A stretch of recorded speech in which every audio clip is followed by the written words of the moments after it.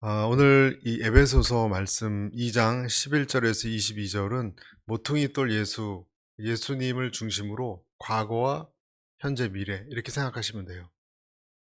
어느 말씀이나 마찬가지지만 이 하나님 말씀을 잘 이렇게 들여다보면, 그리고 묵상하면 영적으로 지혜가 생깁니다. 그리고 그 지혜로운 생각의 틀로 세상을 볼 때 제대로 보입니다. 그 전까지는 전부 퍼지해요. 어떤 건지 잘 몰라요. 하도 여러 주장들도 많고. 그러나 이 하나님 말씀의 특징은 그 하나님 말씀으로 보면 어떻게 보면 아무것도 아닌 것 같이 느껴져요. 그러나 그 기준으로 보면 이 세상이 분별이 됩니다. 분명히 분별이 될 뿐만 아니라 나도 분별이 되고, 또 뭐가 잘못됐는지도 이렇게 딱 보이고요. 어떻게 살아가야 되는지도 보여요. 그래서 오늘 짧은 시간이지만 여러분들이 이제 수요예배 이렇게 나오셨는데, 이 말씀, 에베소서 말씀, 알 듯 모를 듯한 부분도 많아요, 사실은. 그러나 이 말씀을 통해서 영적인 지혜와 또 소통이 이루어지는 일이 일어나기 기도합니다. 그러므로 11절 기억해 보십시오. 여러분은 육신적으로는 이방 사람들이었고 육체에 행한 할례를 받은 사람이라 불리는 사람들에게 할례를 받지 않은 사람으로 불리는 사람들이었습니다.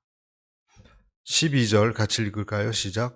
그 당시 여러분은 그리스도 밖에 있었고 이스라엘 백성들로부터 제외된 사람들이며 약속의 언약들에 대해 생소한 사람들이며 세상에서 소망도 없고 하나님도 없는 사람들이었습니다. 예, 이것이 누구였느냐? 우리들이었다는 거예요. 이것이 지금 믿음이 없는 이 세상 사람들의 모습이라는 거예요. 기억해봐라 그런 겁니다. 기억해봐라. 뭘 기억하느냐? 유대인들과 비교했을 때 에베소 교인들아, 너희가 과거는 어떤 사람들인지 아냐? 첫째, 그리스도 밖에 있었다. 그리스도를 몰랐다는 거예요. 메시아에 대한 아무 생각이 없었다. 둘째, 이스라엘 나라 밖에 있었다. 이스라엘은 선민의식이 있었습니다. 택함 받은 족속. 그런데 에베소 사람은 유대인도 아니거든요. 그러니까 아무것도 아닌 거예요. 선민의식도 없고 그냥 사람이에요, 사람. 이 세상에. 그러니까 이스라엘 밖에 있었다. 또 약속의 언약들에 대해서도 생소했다. 그러니까 언약이 뭔지, 약속이 뭔지. 여러분, 이것도 우리가 교회 와서 배운 거 아니에요? 언약. 조금 이상한 단어, 뭐 계약이란 건가, 뭐 컨트랙트인가 잘 모를 수도 있어요. 그러나 여러분, 이 세상을 끌고 나가는 것은요, 언약이에요. 이 세상에 경제 힘이 끌고 나가는 것도 아니고, 뭐 민중의 힘이 끌고 가는 것도 아니고, 무슨 운동 법칙이 끌고 간 그런 것도 아니고, 이 세상은 언약이 끌고 갑니다. 언약이 끌고 갑니다. 하나님의 약속 또는 하나님의 뜻, 이렇게 이야기해도 돼요. 그것을 이제 알았다는 거예요. 얼마나 다릅니까, 여러분? 그렇죠? 여러분 믿으십니까? 여러분이나 저나, 더 나아가서는 뭐 대한민국이건 미국이건 전 세계를 다 합쳐서 끌고 나가는 것은요, 우연도 아니고 뭐 힘이 큰 나라가 세계 지배한 그런 것도 아니고요. 하나님의 어떤 언약이 끌고 가는 거예요. 그리고 그 언약을 이해하면 다 이해하는 거죠. 내 인생을 포함해서, 내 자식의 인생까지 포함해서. 그러니까 얼마나 이것이 대단한 지혜입니까? 또 소망이 없었다 그래요. 이 세상 살다 죽으면 끝. 언제 죽을지도 모르고. 소망이 없어요, 여러분. 50대가 지나가면, 60대가 지나가면 완전 하락길이잖아요. 그러면 언제 죽음이 닥쳐와도 모르는 거예요. 그리고 억울할 것도 없어요, 이젠. 5, 60이 지나가면. 우리 나이가. 소망이 없습니다. 죽음 이후의 삶에 대한 분명한 그림이 없습니다. 이방인들은. 저와 여러분들도 과거에 그랬어요. 얼마나 달라요? 또 이들은 세상에서 하나님도 없는 자들, 이 세상 사람들의 종교는 여러 가지고 뭐가 진리인지 모르고 숱한 신들이 있고 그냥 이 세상에 그러한 복잡한 그런 것이 전부 다였어요. 이런 너희들이 이제 그리스도 안에서 피로 13절 끝에 가까워졌다 이렇게 얘기하는 거예요. 예수님의 피로 이런 것은 싹 지나가고 지워지고 새로운 생각이 들어왔다. 여러분 이것을 우리가 분명하게 이야기해야 돼요. 생각해야 돼요. 그러니까 여러분 이 부분을 좀 묵상해 보면 제가 지금 말씀드린 것처럼 그리스도 밖에 있었고 이스라엘이라는 선민 민족도 아니었고 너희는 언약이 뭔지도 몰랐고 이 세상에 소망도 없었고 육체가 죽으면 끝이니까 하나님도 없는 그런 인생이라는 거예요. 그럼 어떻게 될까요, 여러분? 어떤 느낌일까요? 여러분 예수님 믿지 않았을 때 그 느낌을 기억하시죠? 어떤 느낌이냐면요. 이 세상에서 내가 당하는 사건이 있잖아요. 어떤 사건, 뭐 사업이 된다 안 된다부터 시험에서 붙었다 떨어졌다, 누구를 만났다, 누구를 헤어졌다, 뭐 여러 가지 사건들에 대한 파장이 큽니다. 사건이 내게 부딪혔을 때 이 파급력이 큽니다. 중내 산에 그럽니다. 그게 다니까. 여러분 다른 어떤 것이 있어야 여기서 당하는 것이 넘어지건 코피 터지건 이게 있으면 이걸 보고 이걸 극복하잖아요. 그렇죠? 이게 없으면요. 이게 다예요. 그러니까 쌍심지를 켜고 싸우고 목숨 걸고 그리고 내가 원하는 즐거움을 찾고자 하는 것입니다. 하나님이 없으니까. 당연히 누가 주인입니까? 누가 주인이에요? 내가 주인이죠. 저도 제가 주인이었어요. 어떻게 하면 성공하는 인생을 살까? 그것만 몰두했어요. 그것 때문에 시험 공부하고, 그것 때문에 사람 만나고. 사람 만나는 것도 무슨 기준이에요? 나를 높이는, 고양시키는 유익이 된 사람만 만나요. 그렇지 않습니까? 높은 사람하고 가서 사진도 찍고 그러는 거 아니겠어요, 모두? 나한테 도움이 안 되는 인생은 안 만나죠? 적당히 외면하고, 시간 없다 그러고. 다 그게 우리의 인생의 모습 아니었습니까? 나의 이익을 극대화시키고 그리고 내가 하나님이에요. 내가 어떤 일을 만나서 모욕을 당하면 참을 수 없고 용서라는 게 어디 있습니까? 용서를 또 왜 해야 됩니까? 왜 용서를 해야 됩니까? 누가 용서하라 그럽니까? 하나님이 없는데. 그러니까 우리는 싸우는 거죠. 그냥 언약이 없는데 무엇을 기대하겠습니까? 언약이 없는데 이 세상을. 내 기준도 시간이 지날수록 자꾸 바뀌면 즉흥적이 됩니다. 사람이. 내 소신도 뭘 기반이 있어야 될 거 아니에요. 근데 그 기반 자체가 내가 만든 거라면 오늘 다르고 내일 다를 수 있는 거고 거짓말도 할 수 있는 거죠. 화가 나면 해결해야 되고 내 방식으로 내가 심판관이 돼야 되고 넘어져도 일어설 용기를 주는 사람을 찾지 못하면 그냥 절망할 수밖에 없는 거고 얼마나 외롭습니까?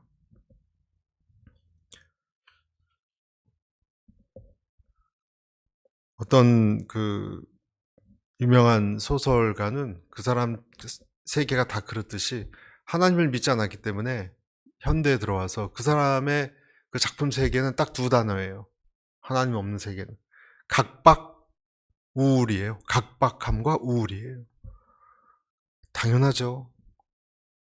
약속도 없고 이 세상을 이끌어가는 내 인생을 소망도 없고 하나님도 없고 선택받지도 못했고 나를 사랑하는 존재도 없고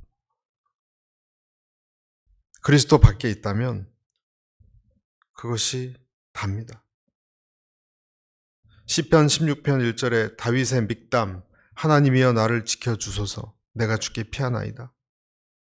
이 믹담이라는 말은요. 믹담이 뜻이 미담 그런 뜻이 아니라 믹탐 이 돌에 새겨진 글 이런 뜻이에요. 그러니까 가끔씩 이 다윗이 돌에다 글을 새긴 하나님 너무 힘들어요 이런 거 있잖아요. 그렇게 새겨진 글을 믹담이라 그래요.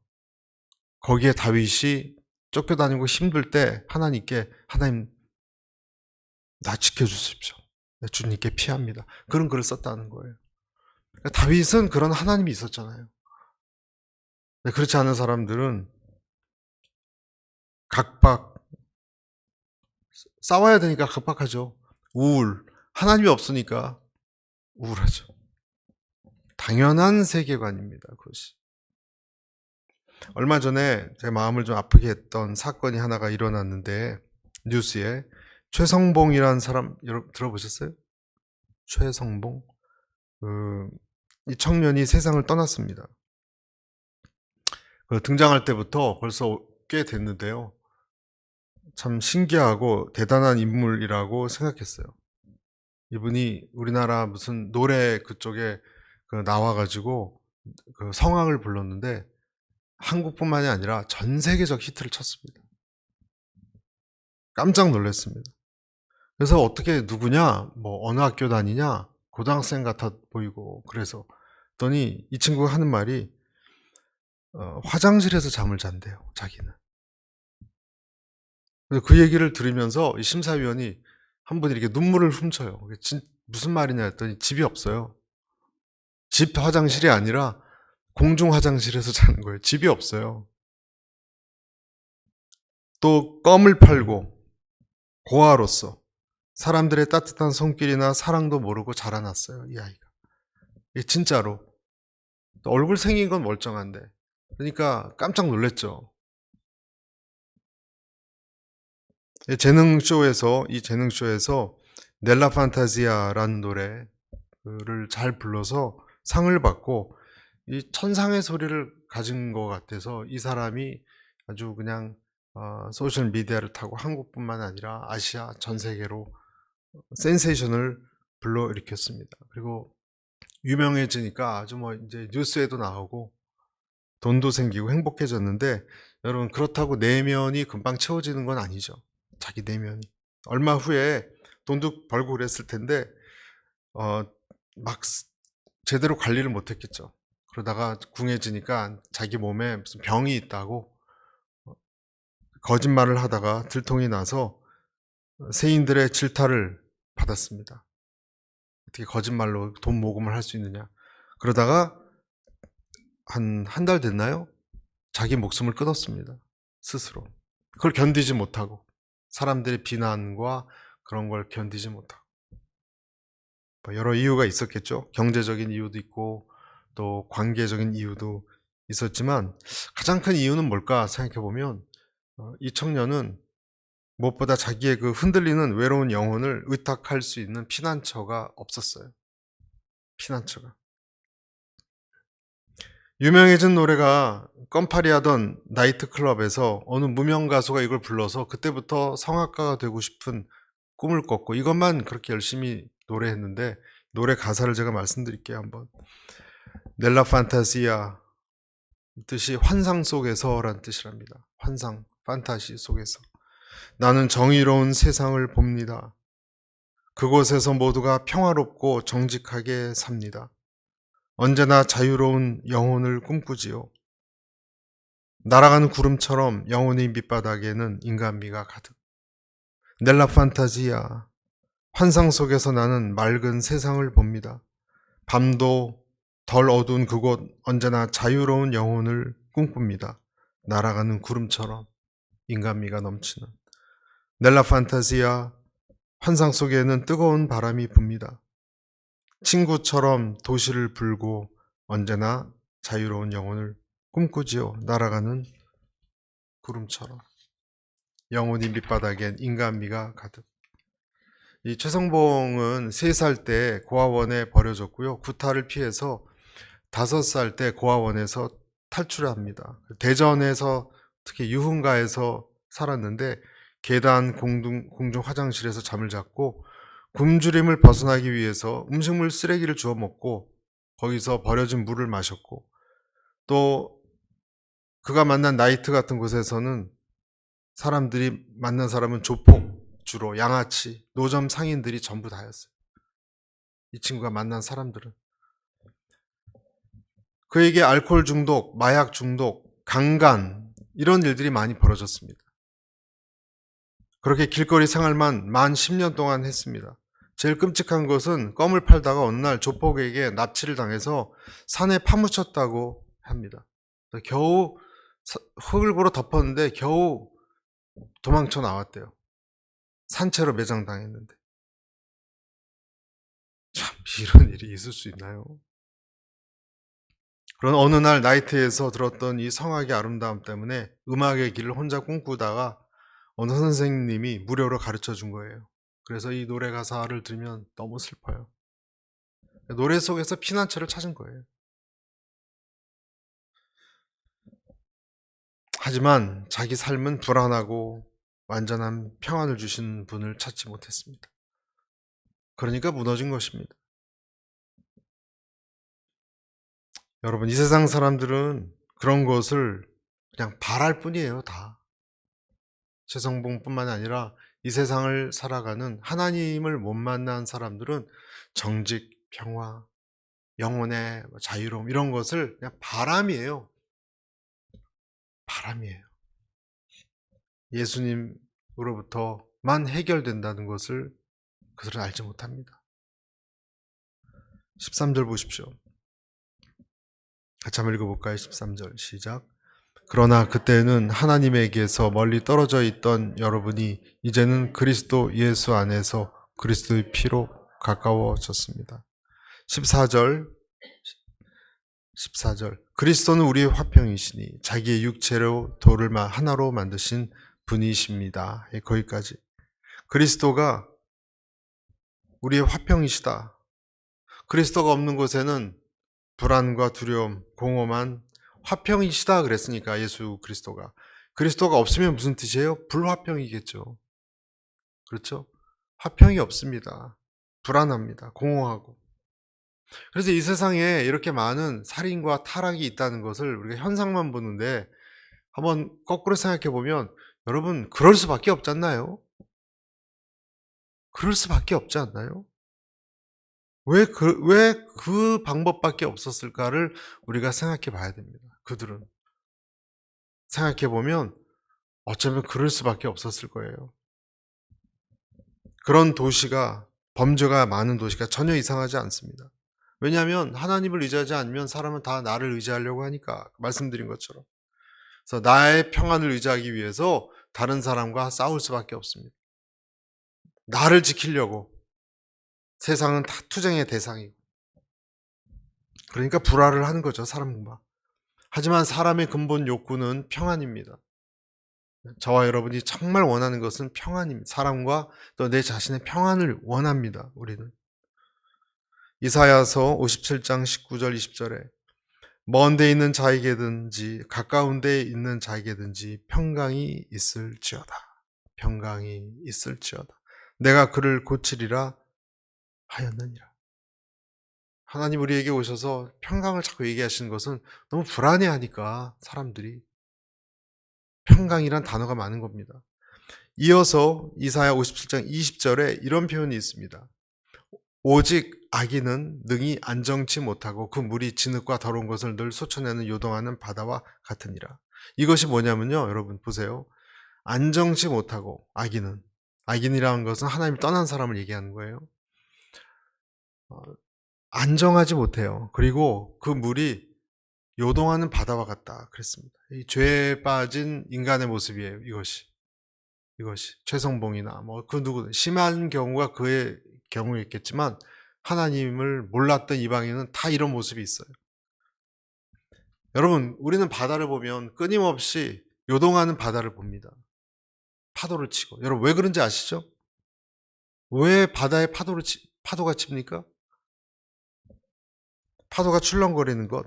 과학자들이 그렇게 얘기하죠. 두 반대되는 수력 때문에 그래요. 또는 인력 때문에 그래요. 첫째는 달이 있는데 달이 그 바닷물의 움직임과 동작을 조정한다는 거예요. 달이 있음으로써. 또 하나는 뭐죠? 지구의 중심. 지구의 중심에서 끄는 이 만유인력 같은 힘이 있다는 거예요. 그러니까 달 이리 끌어당기는 힘이 있고 지구 중심에서 끌어들이는 힘이 있기 때문에 지금 바다에 파도가 치는 거예요. 그렇게. 물이 밀려왔다가 갔다가 가만히 있지 않잖아요. 바다가 계속 파도 치잖아요. 거대한 힘이 있다는 거예요. 한편엔 달, 또 한편은 지구의 중심으로부터 오는 영향력. 쉬지 않고. 그러니까 여기서도 악인은 능히 안정치 못하고, 그러니까 우리로 대입해보면 어떤 일이 일어나는가요? 하나님을 떠난 사람은 바다처럼 휴식이 없는데, 그 이유는 첫째는 하나님이 나를 끌어당기는 힘이 있고, 나를 지구의 중심부처럼. 또 하나는 사탄이 내 욕심을 통해서 끌어당기는 힘이 있어요. 내 육체적인 면을 끌어당기는 힘이 있어요. 그러니까 우리는 마찬가지로 바다가 요동치는 것처럼 우리도 요동치는 거예요. 그러니까 악인이 능히 안정치 못하고 바다처럼 요동친다고 얘기하는 거예요. 이런 말씀이. 정확히 똑같잖아요. 영적인 의미에서도. 그러니까 하나님의 끌어당기는 힘과 사단 또는 죄가 끌어당기는 힘 사이에 줄다리기를 하니까 영차 일로 갔다 영차 일로 갔다가 하니까 저와 여러분이 불안한 거예요. 요동치는 거예요. 그 사이에서 우리는 울렁울렁 하는 것입니다. 할렐루야. 우리가 하나님과 화해하지 못한 이유는 여기 있습니다. 하나님과 화해하지 못하고 안정이 없는 이유는 하나님이 끌어다닌 것도 알겠는데 내 소욕도 있어요, 나는. 죄의 힘이. 그러니까 이러지도 저러지도 못하니까 이쪽으로 갔다가 이쪽으로 갔다가 하는 거예요. 사람과의 관계도 화해하는 게 옳다는 걸 아는데 내 자존심은 죽어도 허락을 못해요, 그렇게. 내 자존심은. 화해를 해야 되는 걸 아는데 용납이 안 돼요. 그러니까 행동을 하려다가 하지 않고 오래되니까 벽이 생기는 거예요. 벽. 우리 대부분의 삶이 그렇습니다. 화해하느니 그냥 죽고야 말겠다. 이런 각오를 하는 사람들이 많습니다. 왜 그런가? 생각해보면 그런 것도 다 우리 상처 때문이에요. 상처는 죄로부터 나오죠. 죄로부터 상처가 나옵니다. 그래서 내 상처는 태산처럼 크고 그대의 상처는 그렇게 크지 않다라고 우리는 믿고 있습니다. 언제나. 사과를 한다 하는 것은 말처럼 쉬운 일이 아닌 것은 내가 내 연약함을 보이고 내가 패배자가 되고 싶지 않기 때문이에요. 싫은 거예요, 그것이. 그리고 그 책임 때문에 내가 어떤 책임이 부담스러워지는 걸 싫어하는 거예요. 그래서 사과하기 힘든 거예요. 내 자신과에도 마찬가지입니다. 그래서 요즘 그 유명한 오은영 상담가 아시죠? 오은영 상담가는 그렇게 얘기합니다. 자기 상처 그리고 내 자신을 바꾸고 변화시킬 수 있는 많은 우리가 인간관계 상담에 대한 이론을 알아도 내 상처와 나와 또 사람과의 관계를 바꿀 수 있는 이 세상의 유일한 사람은 자기 자신이라 그랬죠. 성경도 그렇게 얘기하죠. 우리가 주님 앞에 내가 변해야 되는 거라고 얘기하죠. 내가 내 상처를요, 아무리 누가 여러분 어느 무슨 성경 강사가 얘기를 해도 소용없습니다. 내가 나 혼자 내 과거의 아픔을 갖고 싸우고 예수님의 이름으로 극복해야 돼요. 이겨야 돼요. 관계에도 이겨야 돼요. 그래서 요동치지 않는 법을 깨우쳐야 됩니다. 그 주체가 자신이에요. 그런데 사실은 자신이지만 자기 혼자는 못합니다. 혼자는 그 담을 넘어갈 수 없습니다. 오늘 말씀해 보면 근본적인 담을 누가 허물었다 그랬죠? 예수님이에요. 그래서 여러분 예수님을 의지할 때 어떤 것을 시도할 때 성공합니다. 예수님이 그런 것을 하셨다는 것을 믿고 믿음을 가지고 이행할 때 성공합니다. 예수님이 허무셨다 그랬어요, 오늘 말씀에 예수님이 허무셨다 그러면 그건 예수님이 허무신 거예요. 할렐루야. 성경 말씀이 맞다면 예수님이 하나님과 우리 사이, 내가 믿는 즉시 하나님과 나 사이, 나와 다른 사람 사이에 어떤 벽을 허무셨다고 예수님께서 하셨다면 그 말씀대로예요. 여러분 믿으시면 아멘 하십시오. 예수님이 자신을 희생하셔서 어떤 통로를 만드셨어요. 그러면 우리에게 기회가 생깁니다. 내가 내 상처, 내가 절대 극복하지 못할 것 같은 내 어떤 그 어두운 부분, 그것을 예수님 때문에 극복할 수 있는 기회가 생깁니다. 그리고 길도 생깁니다. 이것이 오늘 답을 허무신 새 길을 만드신 예수님이에요. 여러분, 이 예수님을 내가 묵상하면 내가 견딜 수 있는 힘이, 내가 나를 보기 싫어하는 패배감 이런 것을 이길 수 있는 힘이 여기서 나옵니다. 그래서 내가 왜 예수님을 의지하니까 어떤 원리냐면 내가 패배해도 되는 거예요. 예수님이 주인이니까 내가 주인일 필요가 굳이 없는 거예요. 그러니까 스트레스가 그렇게 없는 거예요. 남이 나에 대해서 뭐라 그러건 괜찮은 거예요.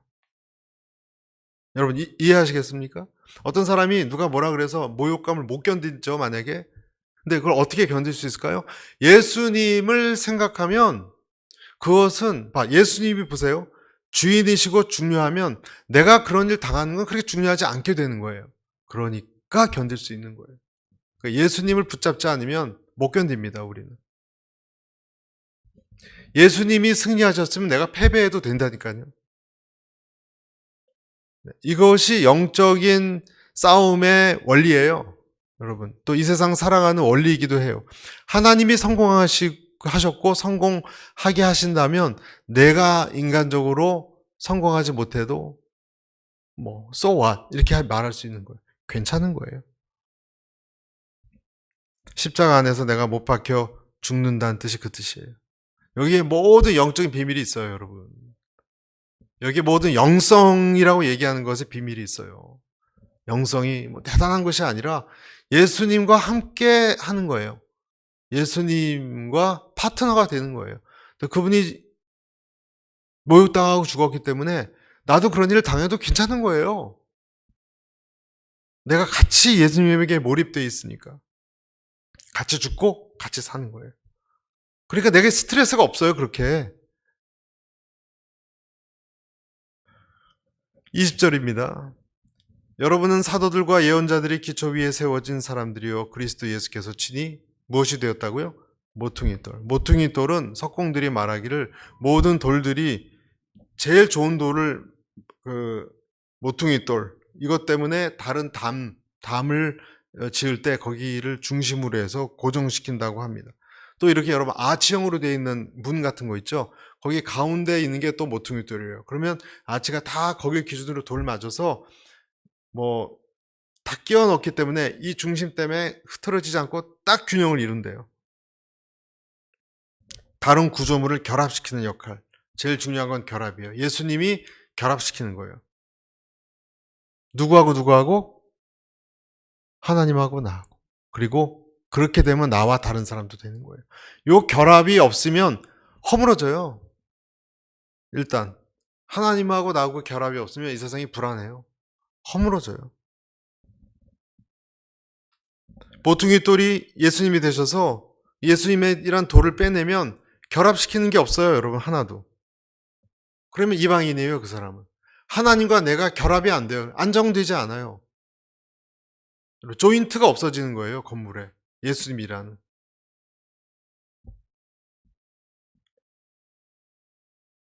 예레미야서 51장 26절에 이런 말씀이 있습니다. 사람들이 내게서 모퉁이 돌이나 기초돌을 취하지 않을 것이다. 내가 한정없는 때까지 황무지가 될 것이기 때문이다.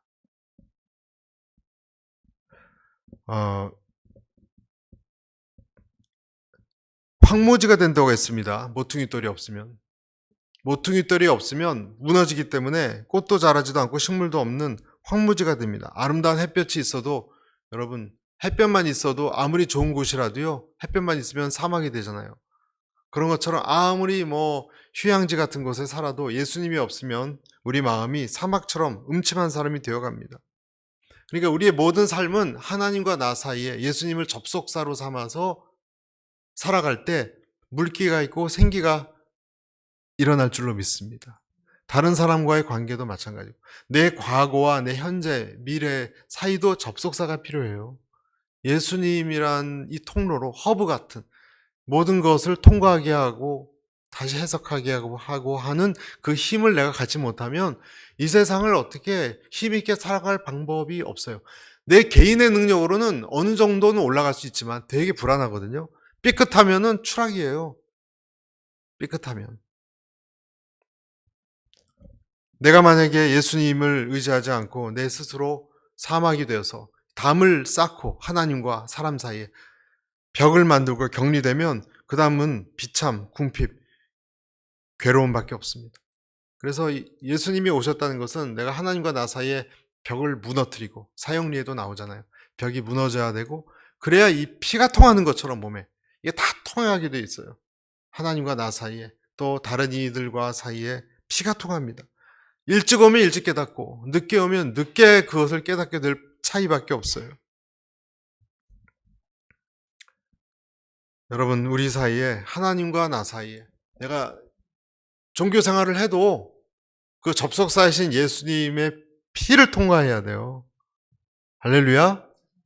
여러분, 제가 드린 말씀을 잘 들으셔야 돼요. 이 예수님의 피를 통과해서 하나님과 이 소통이 일어나야 돼요. 소통이 일어나야 돼요. 그래야 온몸에 피가 돌아요. 그것이 겉으로만 그렇게 돼선 되지 않아요. 겉으로만 그렇게 되었던 사람이 누구였냐면, 여러분, 돌아온 탕자의 형이에요. 돌아온 탕자 사건, 마태복음 15장에 나와 있는 형이에요. 사실 돌아온 탕자 비유는 죄를 짓고 마음대로 살다가 아버지 사랑으로 인해서 돌아와서 환영받는 것이 하나의 이야기인데, 사실은 두 번째 이야기, 두 가지 이야기가 포함된 비유예요. 그것은 형에 대한 이야기도 똑같이 중요하게 있습니다. 비유의 의도가 마음 문을 열지 못하는 종교인에 대한 이유예요. 아버지와 둘째 아들은 하나가 됐어요. 피가 통해요. 그런데 맏아들은 하나가 되지 못했어요. 둘째는 아버지의 잔치에 들어올 수 있어도 첫째는 아버지 잔치를 즐기지도 못하고 누리지도 못해요. 벽이 있으니까. 담이 있으니까. 누가복음 15장 28절에 이런 말씀이 있습니다. 그가 노하여 들어가고자 하지 아니하거늘 아버지가 나와서 권한대. 이렇게 되어 있습니다. 노해서 화가 나 있어요. 뭐가? 형은 기분 나쁘다는 거예요. 동생이 저렇게 엉망으로 살다가 왔는데 받아주니까. 그래서 화가 나서 아버지의 잔치에 들어가서 기쁨을 누리지도 못해요. 마음이 좁은 거죠. 그렇죠? 근데 사실은 형은 아버지와의 관계까지도 이것이 나쁜 영향을 미친 겁니다. 동생과의 문제만이 아니에요. 어떻게 저런 동생을 그렇게 봐줄 수 있느냐? 아버지에 대한 미움이 증가했어요. 그래서 누가복음 15장 29절 이렇게 되어 있습니다. 아버지께 대답하여 이르되 내가 여러 해 아버지를 섬겨 명을 어김이 없거늘 내게는 염소 새끼라도 주어 나와 내 벗으로 즐기게 하신 일이 없더니, 아버지의 권위에도 반항하는 거예요. 지금 첫째 아들은. 그러니까 자기 의에 붙들린 사람이죠. 끝까지 잔치에 들어가려고 하지 않는 것을 봐서 이 첫째 형은 아버지와 같이 기쁨을 누리는 데 목적이 있지 않았습니다. 그러니까 기쁨의, 이 첫째 아들의 목적은 누구예요? 아버지 기쁨이 아니에요. 자기의 기쁨이에요. 여기서 딱 구분이 되죠. 자기의 목표가 아버지를 기쁘게 하는 것이 아니었어요. 아버지를 기쁘게 하는 것이면 자기 생각을 내려놓으면 돼요. 근데 나를 기쁘게 하는 거였어요. 내가 만족이 돼야 돼요. 그러니까 어긋나는 거예요. 같은 집에 살아도 벽이 있고 담이 있는 거예요. 예수님과 통하지 않으면. 종교적인 사람들의 특징입니다. 그러면 사람들이 그런 사람에게 이야기하면 오늘 이런 첫째 형처럼 늘 반응합니다. 이런 류의 사람들은. 어떻게 나한테 감히 그런 말을 할 수가 있느냐?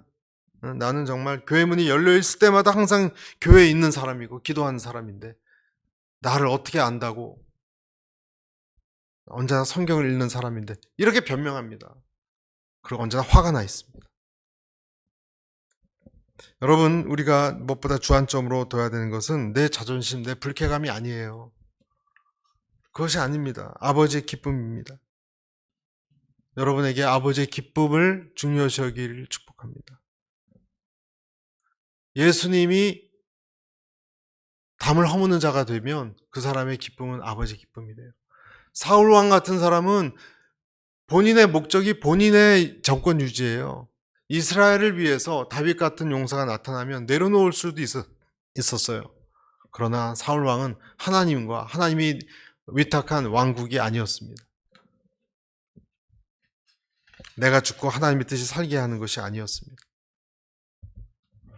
21절, 맨 마지막 22절.